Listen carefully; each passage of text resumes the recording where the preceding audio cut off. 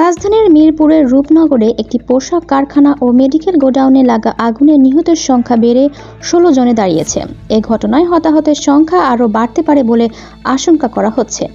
মঙ্গলবার বেলা ১১:৪০ দিকে ফায়ার সার্ভিসের কাছে প্রথম আগুনের সংবাদ আসে। সংবাদ পাওয়ার পর ফায়ার সার্ভিসের প্রথম ইউনিট ১১:৫৬ ঘটনাস্থলে পৌঁছায়। এরপর একে একে যোগ দেয় ১২টি ইউনিট।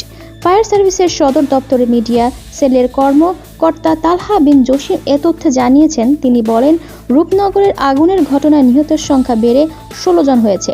প্রথমে ৯ জনের মরদেহ উদ্ধার করা হয়েছিল, পরে আবার ৭ জনের মরদেহ নতুন করে উদ্ধার করা হয়েছে। আমাদের অভিযান চলমান রয়েছে। তিনি বলেন, পাশের যে কেমিক্যাল গোডাউন রয়েছে সেখানে এখনও আগুন জ্বলছে। এটা খুবই ঝুঁকিপূর্ণ, ওখানে কাউকে যেতে দিচ্ছি না। আমরা সর্বোচ্চ প্রযুক্তি নিয়ে ড্রোন দিয়ে এসব কার্যক্রম করছি। সাংবাদিকদের এক প্রশ্নের জবাবে ফায়ার সার্ভিসের এই কর্মকর্তা বলেন, আগুনের সূত্রপাত এখনও জানা যায়নি। যারা শুরুতে আগুন নেভাতে এসেছেন তারা রাসায়নিক গুদাম ও গার্মেন্টস দুই দিকেই আগুন দেখেছেন। কয়েকজন প্রত্যক্ষদর্শী জানিয়েছেন, ৩তলা পোশাক কারখানার নিচতলায় ওয়াশ ইউনিট রয়েছে, সেখানে প্রথম আগুন লাগে। সেই আগুন পাশের রাসায়নিক গুদামে ছড়িয়ে পড়লে সেখানে বিকট শব্দে বিস্ফোরণ ঘটে। এরপর আগুন ৩তলা পোশাক কারখানার সর্বত্র ছড়িয়ে পড়ে।